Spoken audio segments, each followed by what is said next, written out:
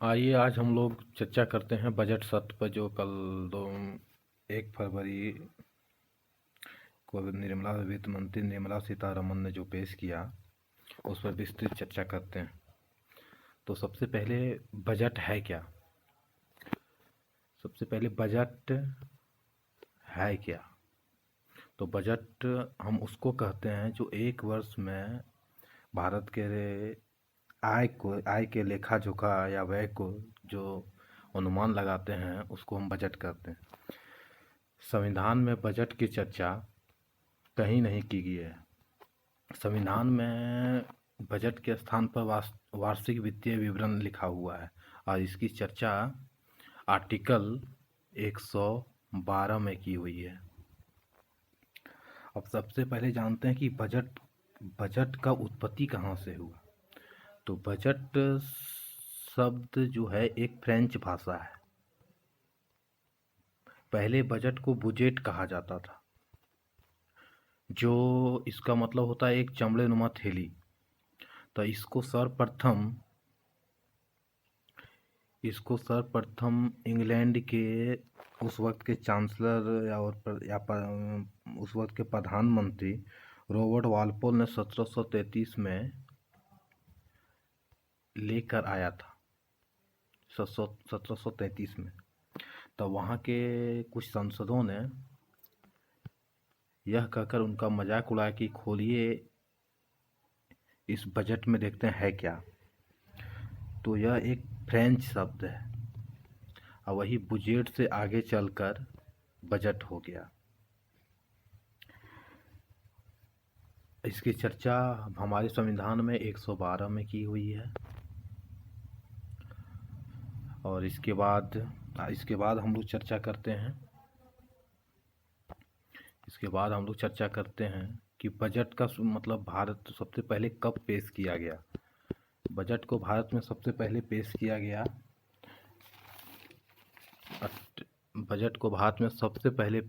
गया 1890 में I think. नहीं, बजट को सबसे पहले पेश किया गया 1860 में, अप्रैल 1860 में। स्कॉटलैंड के अर्थशास्त्री थे,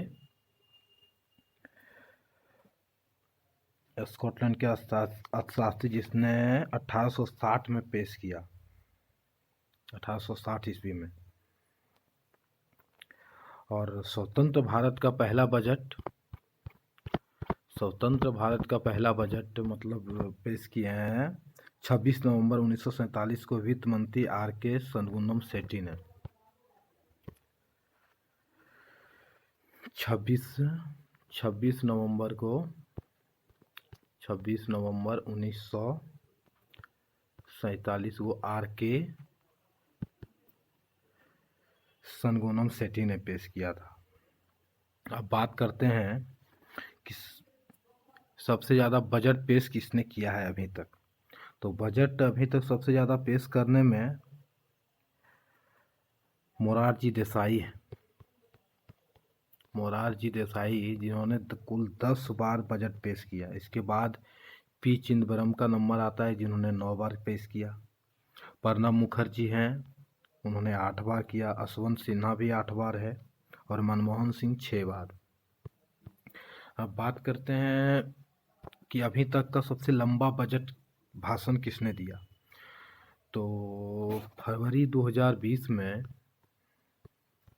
वित्त मंत्री निर्मला सीतारमन ने 2 घंटे 42 मिनट का भाषण दिया था, जो अभी तक का सबसे लंबा बजट भाषण है। और दूसरा भी जुलाई 2019 में वित्त मंत्री निर्मला सीतारमन ने 2 घंटे 17 मिनट का बजट भाषण दिया था, जो दूसरा सबसे लंबा है। अब बात करते हैं कि बजट में सबसे ज़्यादा वर्ड जिनके कार्यकाल में जो प्रयोग हुआ है उस शब्द किनके कार्यकाल में सबसे ज़्यादा था। तो ये बजट में सबसे ज़्यादा वर्ड जो है वो 1991 में मनमोहन सिंह के कार्यकाल में, मनमोहन सिंह के वित्त मंत्री के रूप में जो बजट पेश किया था उसमें 18,650 वर्ड था। उसके बाद दूसरा नंबर पे है वित्त मंत्री अरुण जेटली जो पेश किए थे 2018 में, उसमें 18,604 शब्द था। अब सबसे छोटा का अगर हम बात करें, सबसे छोटा वर्ड किस में था, तो ये 1977 में हीरू भाई मूलजी भाई पटेल ने पटेल का जो मतलब पेश किया था, जो भाषण था, वो मात्र 800 वर्ड का था। तो इससे साफ है कि सबसे बड़ा बजट भाषण में वर्ड जो है वो मनमोहन सिंह के कार्यकाल 19 वित्त मंत्री रहते 1991, 18,650। और दूसरा जो सबसे छोटा, तो वो 800 वर्ड का मात्र था। ये था मूलजी भाई पटेल 1977 में। ये दोनों आप लोग नोट कर लीजिए, ये नोट कर लीजिए। आइए दोस्तों, अब हम लोग चर्चा करते हैं कि बजट में विशेष क्या है। इस बार के बजट में मतलब विशेष क्या है, किस चीज़ पे फोकस किया गया, तो देखते हैं प्रमुख विशेषताएं। तो इस बार के बजट में 4 स्तंभ पे मतलब विशेष ध्यान दिया गया। 4 स्तंभ है इस बार के बजट में। जो 4 स्तंभ है वो है पीएम गति शक्ति, समावेशी विकास, उत्पादकता संवर्धन व निवेश, उदीयमान अवसर, ऊर्जा संक्रांति और जलवायु पूरक कार्य के लिए, और निवेश का वित्त पोषण के कारण। ये 4 जो है स्तंभ है, इस 4 स्तंभ पे विशेष ध्यान दिया गया। और इसके अंतर्गत 7 इंजन पर, 4 विशेष स्तंभ और 7 इंजन पर फोकस किया गया है। 7 इंजन में कौन कौन है देखिए: सड़क, रेल, एयरपोर्ट, पोर्ट्स, सार्वजनिक परिवहन, जलमार्ग और लॉजिस्टिक अवसंरचना। इस 7 को इंजन पे फोकस किया गया है 2022-23 के बजट में। राष्ट्रीय मास्टर प्लान, जिसका उद्देश्य विश्व स्तरीय आधुनिक अवसंरचना तथा लॉजिस्टिक सहक्रिया है। और बात है ये 7 गो पे मतलब जो है ये इंजन है, 7 इंजन पे विशेष फोकस किया गया है। सबसे पहले रोड पे चर्चा करते हैं। सड़क, तो सड़क पे क्या है, मास्टर प्लान जो तैयार किया 2022-23 तक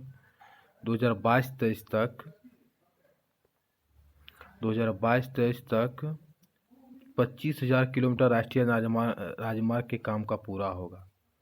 और दूसरा अगर हम चर्चा करें तो लॉजिस्टिक अवसंरचना के लिए, तो यूनिफाइड लॉजिस्टिक इंटरफेस प्लेटफॉर्म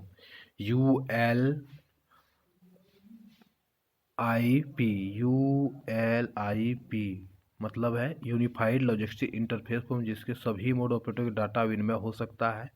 इसके तहत PPP मतलब पब्लिक प्राइवेट पार्टनरशिप, इसका फुल फॉर्म हुआ पब्लिक प्राइवेट पार्टनरशिप के तहत 4 मल्टी मॉडल लॉजिस्टिक पार्क का स्थापना, जिसे 2022 और 23 में इसका ठेका दिया जाएगा। और तीसरा जो है वो है एकीकृत पोर्टल रेलवे नेटवर्क। तो इसके तहत नई जनरेशन की 400 वंदे भारत एक्सप्रेस ट्रेन जो चलाया जाएगा 2022-23 तक।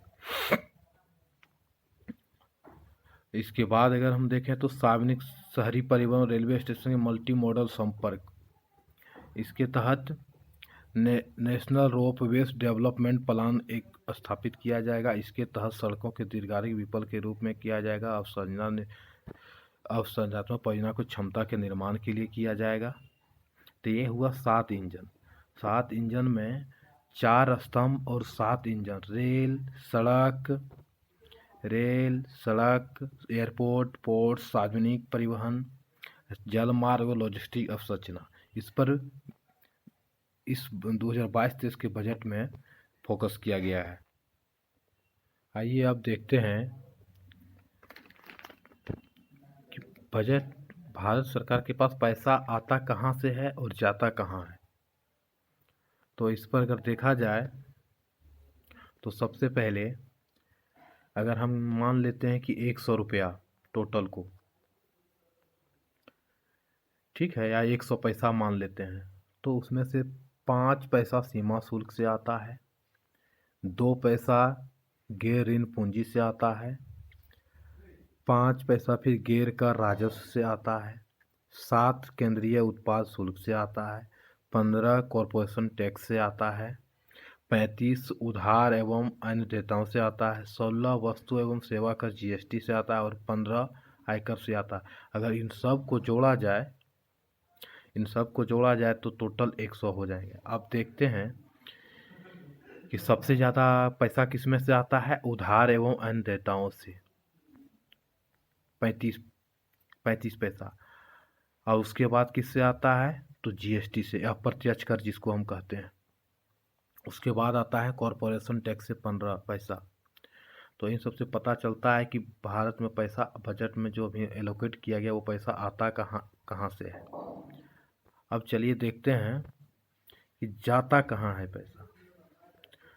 जाता कहाँ है तो 20 सबसे ज़्यादा 20 पैसा ब्याज भुगतान पे, 4 पैसा पेंशन पे, 8 रक्षा क्षेत्र पे, फिर 8 सब्सिडी पे, 9 केंद्र प्रायोजित योजनाओं पे, 9 अन्य व्यय पर और 15 सेंट्रल स्कीम पर और 17 कर और शुल्क में राज्यों का हिस्सा। इस टोटल को जोड़िएगा तो 100 हो जाता पैसा यहाँ जाता है। और इसके बाद अगर हम देखा जाए, इससे पहले भी हम लोग चर्चा कर चुके हैं कि सब पहला बजट 1860 में स्कॉटलैंड के अर्थशास्त्री जेम्स विल्सन ने ईस्ट इंडिया कंपनी की तरफ से सबसे पहला बजट पेश किया था। उसके बाद 26 नवंबर 1947 को वित्त मंत्री आर.के. संगम सेठी ने पेश किया था। सबसे ज़्यादा बजट पेश करने का ये भी हम इससे पहले बताए हैं, 10 बार में बजट जो पेश किया सबसे ज़्यादा मोरारजी देसाई ने, पी चिदम्बरम 9 बार, प्रणब मुखर्जी और यशवंत सिन्हा 8 बार और मनमोहन सिंह 6 बार ये जो बजट पेश कर चुके हैं। उसके बाद देखा जाए तो वर्ड वाला हम जो बताए थे, सबसे लंबा बजट वर्ड जो है किसमें है तो वो है 18,650 1991 मनमोहन सिंह, दूसरा 18,604 वित्त मंत्री अरुण जेटली 2018 में, और सबसे कम 800 ये 1977 में हीरू भाई मूलजी भाई पटेल ने पेश किया था। ये आपको हम बता चुके हैं।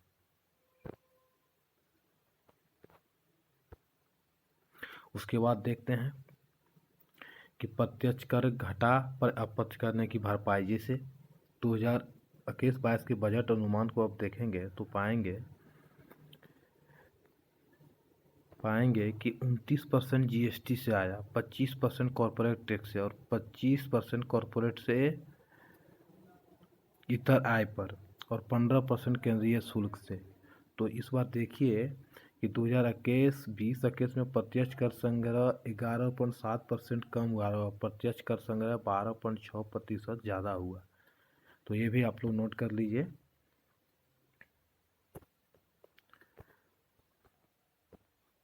अब हम लोग चर्चा करते हैं कि पहले राज्य और केंद्र शासित प्रदेशों को बजट में मिला हिस्सा लाख करोड़ में है। तो देखते हैं 2016-17 में मिलता था 9.86 और अभी अगर देखा जाए प्रेजेंट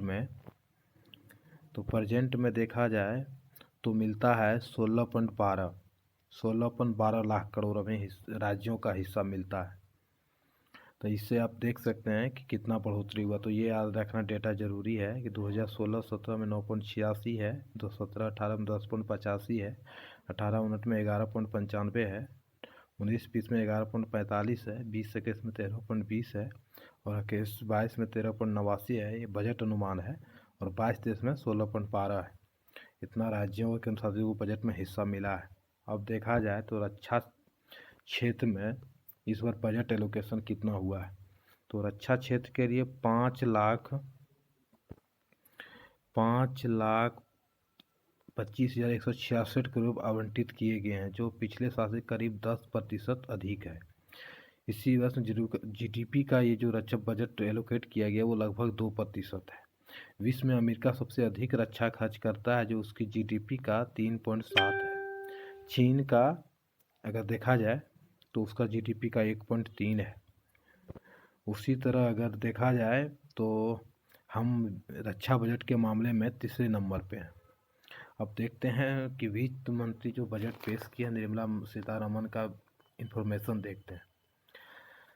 निर्मला सीतारमण वित्त मंत्री हैं।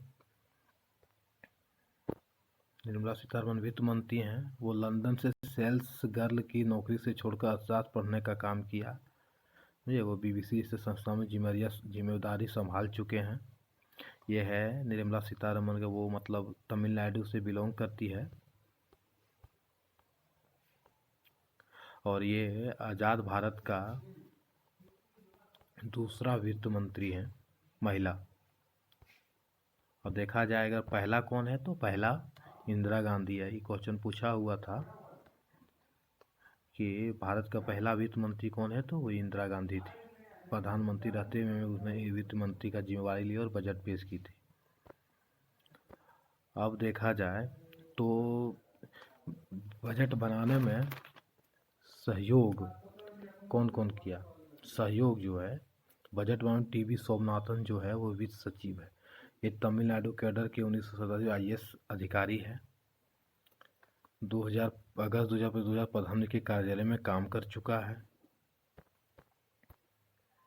ये संयुक्त सचिव भी रहे हैं और बेस्ट आउटस्टैंडिंग स्वर्ण पदक भी पाया है। दूसरा अगर देखा जाए तो तरुण बजाज राजस्व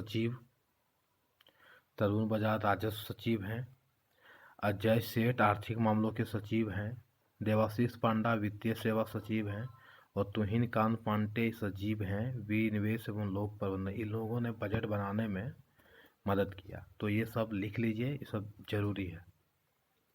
अब देखते हैं प्रधानमंत्री किसान सम्मान निधि योजना में। तो इसमें आपको बस दो चीज़ याद रखना है कि 6,000 सालाना देती है सरकार किसानों को 4 महीना पर। तो सबसे पहला जो मिला था वो मिला था 2018-19 में 3.2 करोड़, मतलब 3 करोड़ 2 लाख 20 लाख या मान ली दो जो हो 3.2 करोड़ लोगों को। और अंतिम देखिए कि कितना दिया गया है, जो अभी दिया गया 10वीं किस्त में 10.5 करोड़ को। तो ये दो चीज़ बस याद रखना जरूरी है।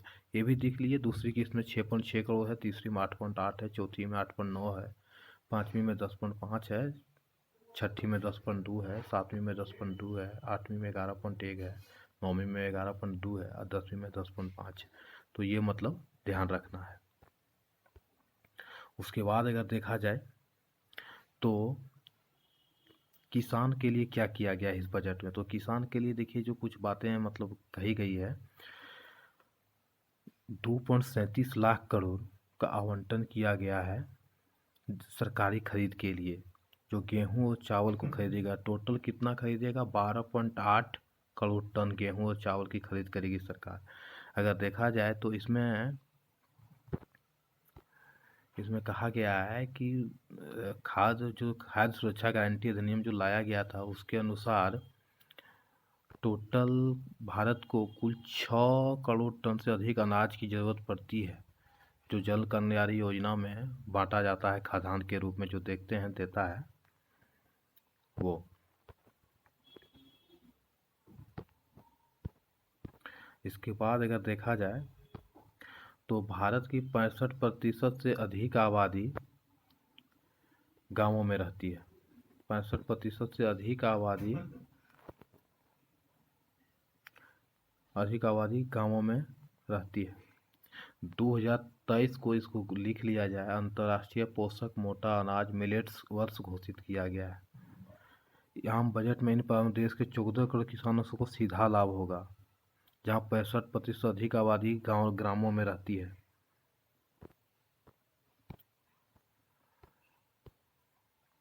अब देखा जाए न्यूनतम समर्थन मूल्य जो MSP है उस पे 1.63 करोड़ किसानों से, वही जो बताए थे 1208 लाख टन गेहूं और धान की रिकॉर्ड खरीदारी करेगी सरकार और 2.37 लाख करोड़ रुपए का सीधे किसानों के खातों में भेजेगी सरकार। और गंगा के किनारे 5 किलोमीटर गलियारे में रसायन मुक्तानी जैविक खेती किया जाएगा।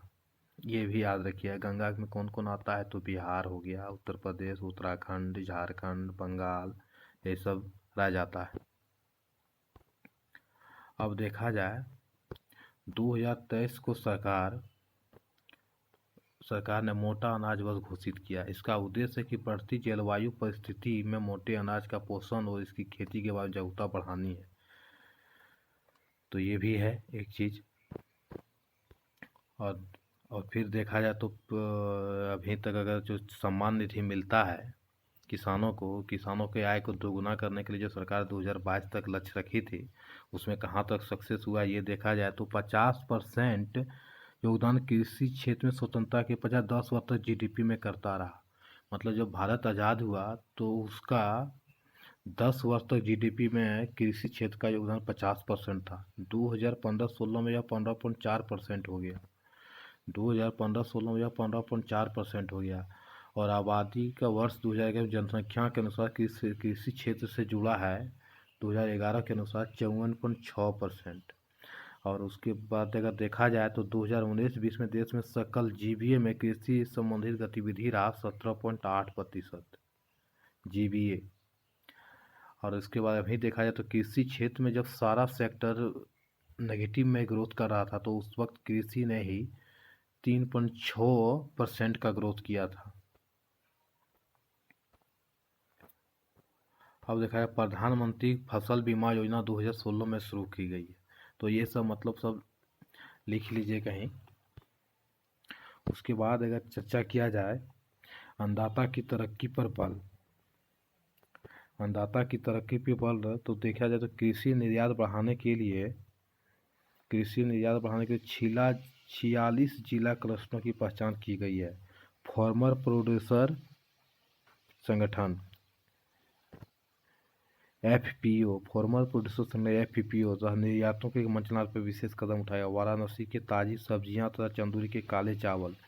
तो अगर आपसे पूछा जाए कि उत्तर प्रदेश में काले चावल का खेती कहाँ किया जाता है तो वो चंदौली में है। नागपुर संतरा के लिए फेमस है। अनंतपुर से केले, लखनऊ से आम निर्यात। अब देखा जाए तो 1950-51 में देश में खाद्यान्न उत्पादन 508 लाख टन था। 508 लाख टन। हरित क्रांति उसके बाद के वर्षों में निरंतर प्रगति से यह 2021 में 30.33 लाख टन हो गया। जैसे ही स्वतंत्रता प्राप्ति देश में दूध उत्पादन की स्थिति अच्छी नहीं थी। तो 1950-51 में 1.170 लाख टन दूध उत्पादन होता था। वर्ष 2020-21 में दूध उत्पादन में हम काफ़ी आगे बढ़ गए। आंकड़ा 1984 लाख टन पहुंच गया। वैसे ही अगर मछली में देखा जाए तो 1950-51 में 752 हज़ार टन था, जो अभी प्रेजेंट में जितना हो रहा है उससे 20 गुना अधिक। खाद्यान्न उत्पादन में भी निरंतर वृद्धि हुआ है। 2021 में 3 लाख करोड़ हो गया। देखा जाए तो यहाँ कभी विदेश से मंगाने में कृषि उत्पादन नहीं। 2021 में 22.62% बढ़ा 2021 में। इसमें 3.0 लाख करोड़ हो गया। गैर बासमती चावल का निर्यात 136.0% और गेहूँ 774% बढ़ा। अमेरिका, चीन, बांग्लादेश, संयुक्त अरब अमीरात, वियतनाम, सऊदी अरब, इंडोनेशिया, नेपाल, ईरान और मलेशिया हमारे सबसे बड़े बाजार हैं। तो इसको भी ध्यान में रखना होगा।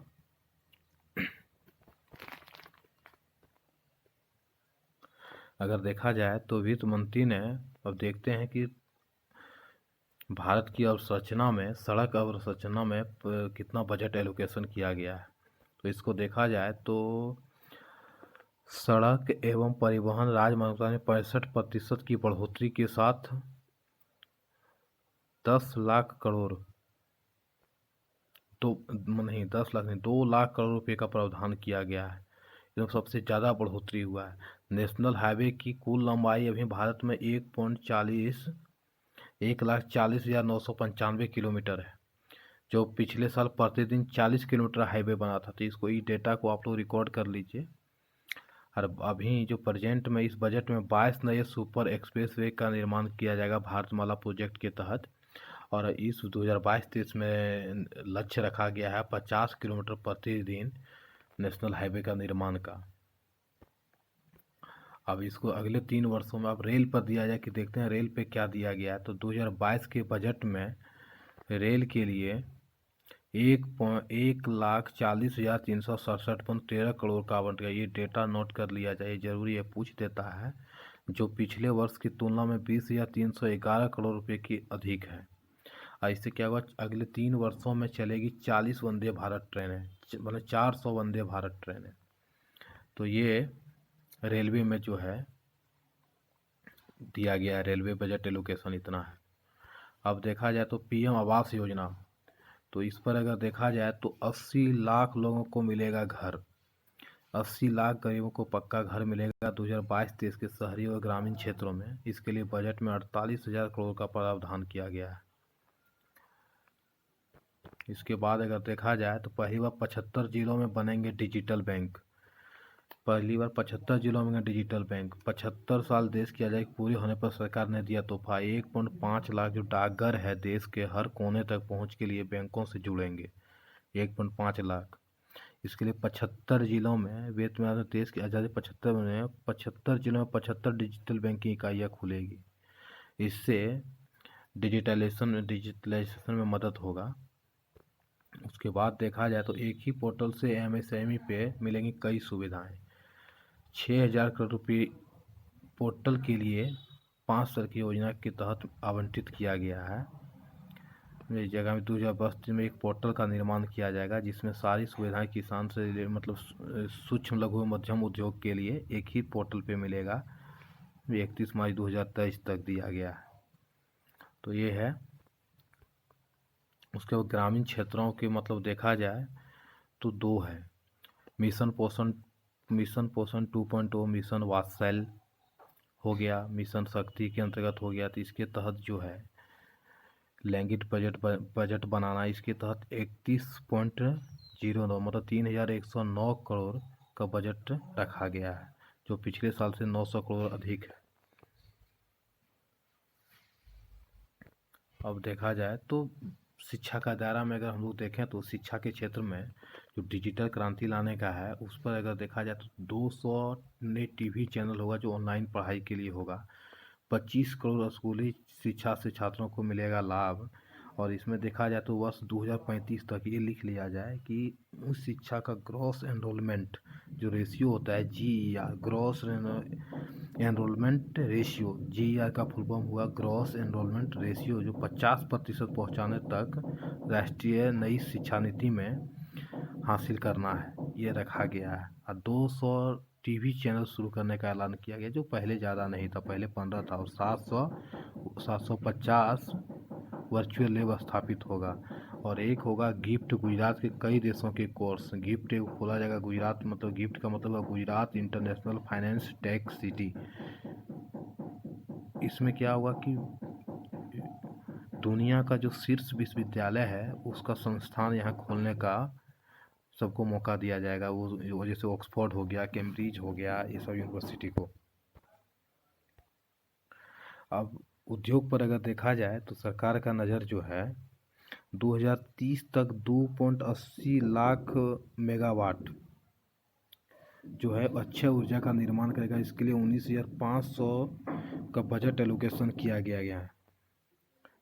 2023 में बिकने वाली पैसेंजर कारों में 30% इलेक्ट्रिक कारों होने का लक्ष्य रखा है। ये मतलब लिख लीजिए 2030 तक देश में बिकने वाली पैसेंजर कारों में 30% इलेक्ट्रिक कारों के होने के लक्ष्य रखा गया है। और 26 पॉइंट कुछ है 20 से 22 लाख इलेक्ट्रिक कारों को बिक्री होगी, जो अभी महज कुछ हज़ार है। तो ये है मतलब ऊर्जा और उद्योग के क्षेत्र में।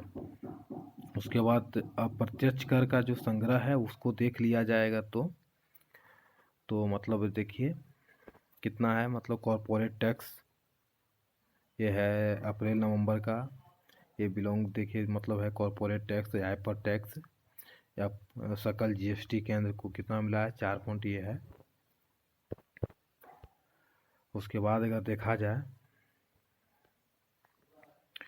तो 400 अरब डॉलर का निर्यात लक्ष्य चालू वित्त में हम हासिल करने की दिशा में बढ़ रहे हैं। निर्यात के लिए 430 दिसंबर तक सेज के नियमों में बदलाव किया जा सकता है। अभी तक सेज जो है स्पेशल, सेज का फुल फॉर्म हुआ स्पेशल इकोनॉमिक जोन, ठीक है, इसको याद रखिए।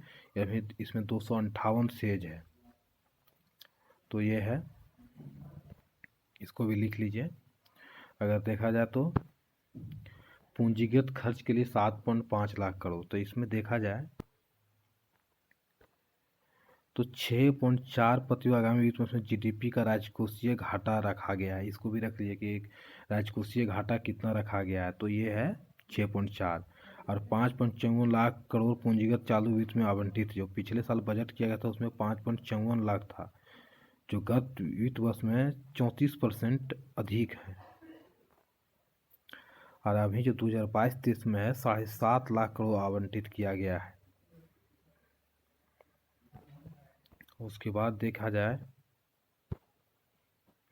सरकार ने विनिवेश का लक्ष्य भी घटा दिया। सरकार ने विनिवेश का लक्ष्य, जो पहले उसका टारगेट था कि 1.75 लाख करोड़ मतलब जुटाना था, उसको पहले घटाकर 78,000 किया था पिछला बजट में। उसके बाद इस बजट में घटा के 65,000 करोड़ कर दिया। तो ये भी मतलब आपको याद रखना है कि मतलब विनिवेश जो है कि सरकारी संपत्तियों को बेच के जो मतलब पूंजी जुटाया जाता है उसको विनिवेश कहते हैं।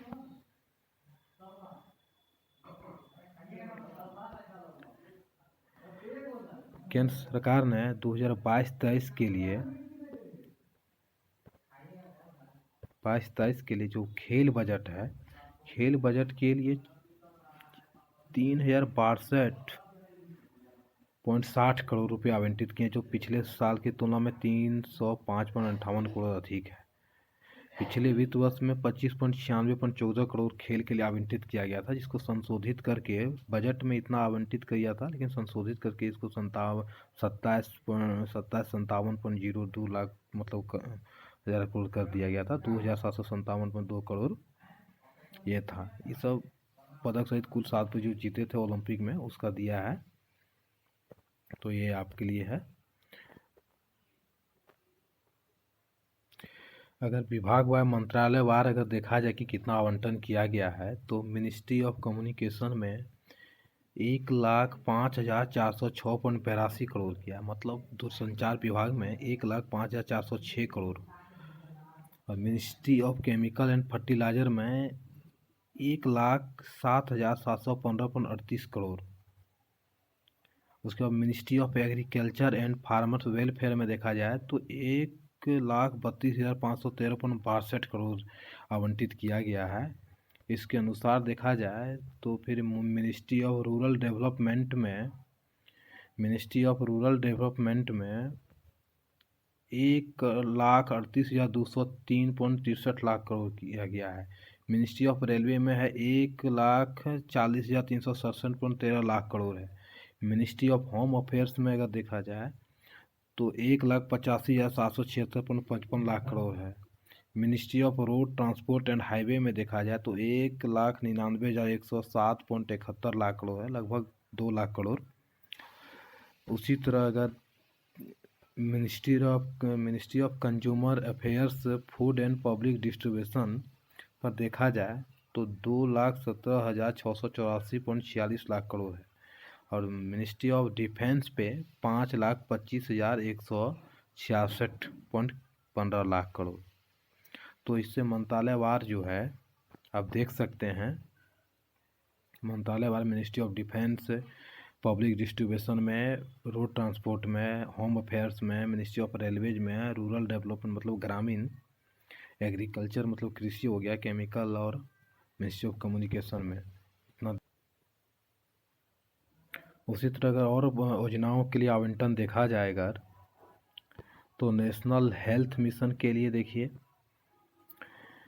2021-22 में था 34,947 करोड़, 2022-23 में हो गया 37,800 करोड़।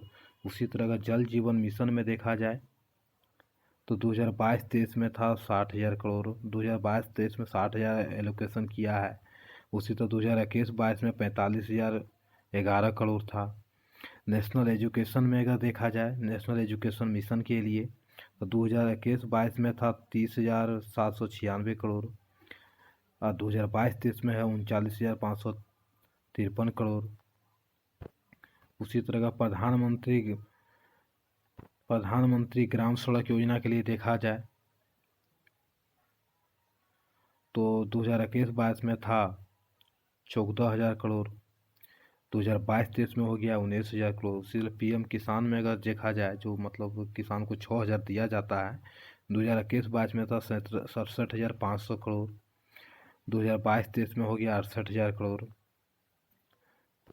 तो उसी तरह अगर देखा जाए आत्मनिर्भर भारत रोजगार में, तो 2021-22 में था 5,000 करोड़। 2022-23 में हो गया 6400 करोड़। प्रधानमंत्री स्वास्थ्य सुरक्षा योजना, इसमें था 2021-22 में 7400 करोड़। 2022-23 में हो गया है 10,000 करोड़। तो ये है मतलब मंत्रालयवार आवंटन। वैसे ही बजट एक नज़र में अगर इधर देखा जाए तो रेवेन्यू रिसिप्ट जो है, इसको आप लोग देख सकते हैं। रेवेन्यू एक्सपेंडिचर जो खर्च होता है ये है। उसके बाद रुपये का आगमन जो बताए थे आपको कि कहाँ से आता है कहाँ जाता है, वो है। ये तो बता ही दिए कि कर प्रस्ताव जो है सरचार्ज लगा रहा है विश्व आर्थिक मंदी जो है। उसके बाद आपको बताते हैं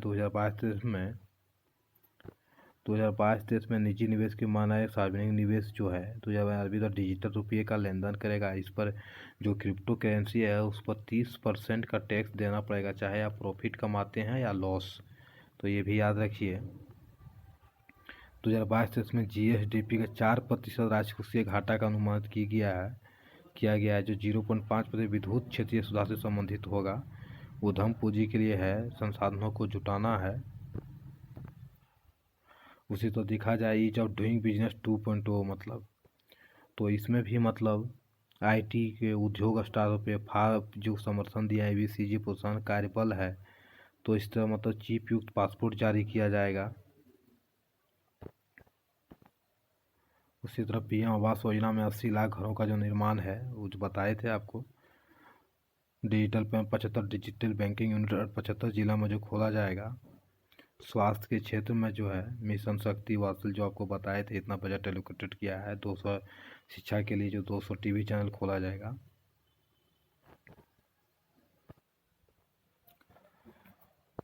अगर देखा जाए तो क्रिप्टो करेंसी पे 30% टैक्स लगाया गया है। और ये भी याद रखा जाए कि 2025 तक सभी गांवों को ऑप्टिकल फाइबर्स बिछाने का लक्ष्य रखा गया है। 1.5 लाख पोस्ट ऑफिस को बैंकिंग सेवा से जोड़ने का मतलब लक्ष्य रखा गया है। 16% जो है बढ़ोतरी के साथ 16% बढ़ोतरी के साथ स्वास्थ्य विभाग में जो मतलब बजट एलोकेशन है, पैसा जो है 86,265 करोड़ रुपये है। उसी तरह देखे थे तो 7.5 करोड़ रुपये का पूंजीगत व्यय है। उसके साथ ही अगर देखा जाए तो ये मतलब अभी जो विकास अनुमान रखा गया है कि जीडीपी का वो 9.2 है।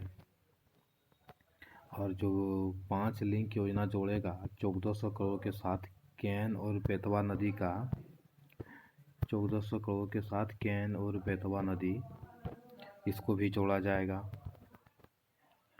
तो 1400 करोड़ के साथ ये है उत्तर प्रदेश में है, तो इसमें बुंदेलखंड इस समय पानी की समस्या दूर हो जाएगी और 9.2 लाख हेक्टेयर पर सिंचाई की सुविधा उपलब्ध होगी। तो ये भी है। और इसके साथ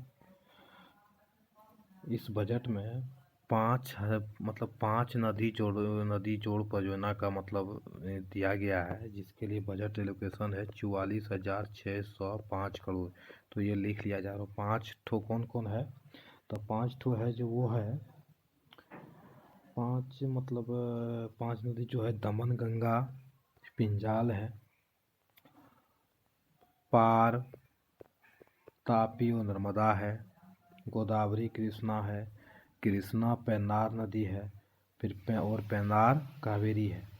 तो ये इसके लिए विस्तृत योजना जो है, इसके लिए बजट एलोकेशन है 44,605 मतलब 44,605 इतना है। 5 नदी जोड़ो परियोजना है, इसके लिए बजट एलोकेट किया गया है।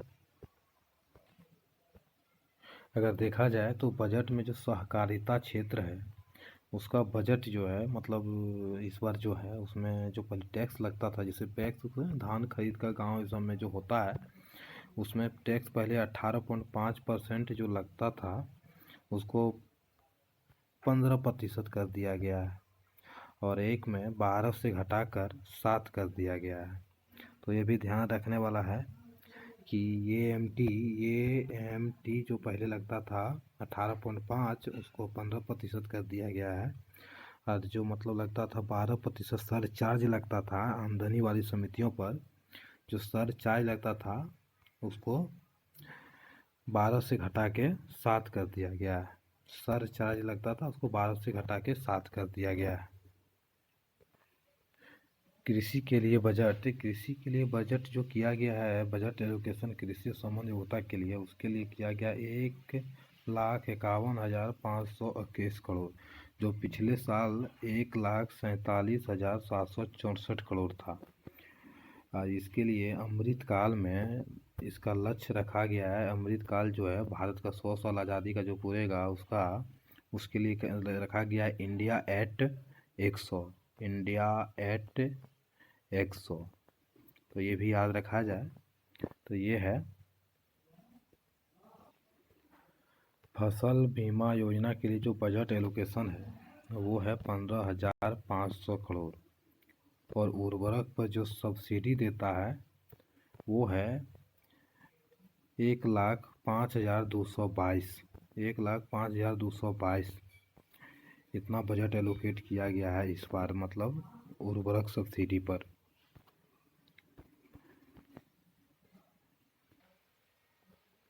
इसके साथ इसको भी ध्यान रखा जाए कि वित्त मंत्री के अनुसार 2047 तक भारत की आधी आबादी शहरों में निवास करेगी, और वो शहर है टीयर 2 और टीयर 3 शहर। इसको सरकार विकास मतलब ढांचागत सुधार इसमें करेगी टीयर 2 और टीयर 3 शहर में, ठीक है। तो इसको भी ध्यान रखा जाए। और नेशनल डिजिटल हेल्थ मिशन के लिए उसका जो बजट का एलोकेशन है वो 200 करोड़ किया गया, जो पिछले वर्ष मात्र 30 करोड़ था। तो ये भी लिख लिया जाए। अगर स्टार्टअप के बारे में बात किया जाए, स्टार्टअप के बारे में, तो स्टार्टअप के बारे में बात करने से सबसे पहले स्टार्टअप के बारे में बात किया जाए तो 7 वर्ष में भारत में जो है यूनिकॉर्न कंपनी, यूनिकॉर्न का मतलब होता है, यूनिकॉर्न का मतलब है जिसका ब्रांड वैल्यू 7500 करोड़ से अधिक हो, उसकी संख्या भारत में 83 है। तो ये भी मतलब आप लोग लिख लीजिए, एकदम क्वेश्चन ज़बरदस्त है। जिसका ब्रांड वैल्यू 7500 करोड़ से अधिक है उसकी मतलब संख्या 83 है। और उसके बाद अगर देखा जाए तो स्टार्टअप के मामले में भारत अब विश्व का तीसरा देश नंबर में है, विश्व में तीसरा नंबर पे। पहले नंबर पे अमेरिका है, दूसरे नंबर पे चीन है जहां यूनिकॉर्न कंपनियों की संख्या 150 है। और डेककॉन एक और कंपनी का होता है डेककॉन, ये भी आप याद रखिए डेककॉन। तो डेककॉन का आनी मतलब 7.5 लाख करोड़ रुपये से अधिक का वैल्यू, 7.5 लाख करोड़ से अधिक का वैल्यू जो है 7.5 लाख करोड़ से अधिक के वैल्यू की कंपनी जो है उसको कहते हैं। हाँ, ये फिलहाल भारत में जो अभी 7.5 लाख से अधिक करोड़ की कंपनी है वो पेटीएम और बैजू है। तो ये भी आपको ध्यान रखा जाए। इसके साथ ही अगर देखा जाए तो अगर शिक्षा बजट पे पर बात करें तो शिक्षा बजट में बात करें तो शिक्षा बजट में टोटल जो बजट एलोकेशन है इस बार वो है 1,04,278 करोड़, 1,04,278। तो यह जीडीपी का मात्र 3% से थोड़ा अधिक है, 3% से थोड़ा अधिक है। और 2018 में सर्वाधिक खर्च अगर किया जाए कौन सा देश ने किया है शिक्षा पर तो वो नॉर्वे ने है, जो जीडीपी का 6.7% किया है। तो ये भी ध्यान रखा जाए।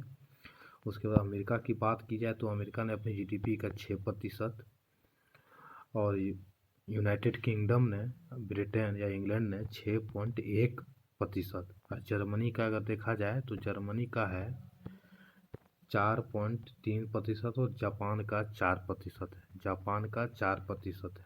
तो रूस जो है अपना शिक्षा पर जो जीडीपी का खर्च करता है वो 3.4% करता है। तो इस तरह देखा जाए तो अगर प्रधानमंत्री कौशल विकास योजना में अभी तक 4 जनवरी 2022 तक करीब 4.5 लाख युवाओं को प्रशिक्षण दिया गया है 2021 में। और अभी तक 1.39 करोड़ लोग प्रशिक्षित हो चुके हैं। और भारतीय स्टार्टअप के लिए इस बार जो 2021 में जो निवेश किया गया है वो 3105 करोड़ है। और न्यू स्टार्टअप में महिला की भागीदारी मात्र 10% जो महिला है वो लीडरशिप की भूमिका में है, तो ये भी याद रखा जाए। अगर जीएसटी के बारे में बात किया जाए तो जीएसटी संग्रह जो है वो 2021 के लिए जो सावधिक संग्रह हुआ है अप्रैल के लिए देश में अब तक का जो सावधिक संग्रह है वो 1,39,708 करोड़ है। तो इसको याद रखा जाए, अप्रैल के लिए 2021 का 1,39,708 करोड़ है। इसके साथ अगर बात किया जाए कि भारत में पहले क्या बढ़ोतरी हुआ है क्या नहीं, तो स्टील की बात अगर की जाए तो 1950-51 में 10 होता था, अगर इसको मान लिया जाए तो अभी होता है 1020। ये लाख टन का बात है, लाख टन। अभी जैसे सीमेंट अगर होता था पहले 1950-51 में 27, तो अभी होता है 3400 2000। यह है 2021 का डेटा है। कोल एवं लिग्नाइट की बात किया जाए तो 1950-51 में 323 होता था, तो अभी होता है 7730 लाख टन। कच्चा तेल की बात की जाएगा, कच्चा तेल की तो पहले होता था 1950-51 में 3, तो अभी होता है 3.22। निर्यात अगर किया जाए कि भारत निर्यात पहले कितना करता था, तो 1950-51 में करता था 606 करोड़ रुपये, और अभी करता है 22,19,854 करोड़, 22,19,854 करोड़ रुपये का। और आयात कितना भारत करता है, पहले करता था 1950-51 में 608, तो अभी आयात करता है 33,60,954 करोड़ रुपये, 54 लाख करोड़ रुपये। हाँ। और पंजीकृत वाहन की अगर बात की जाए तो 1950-51 में 306 था,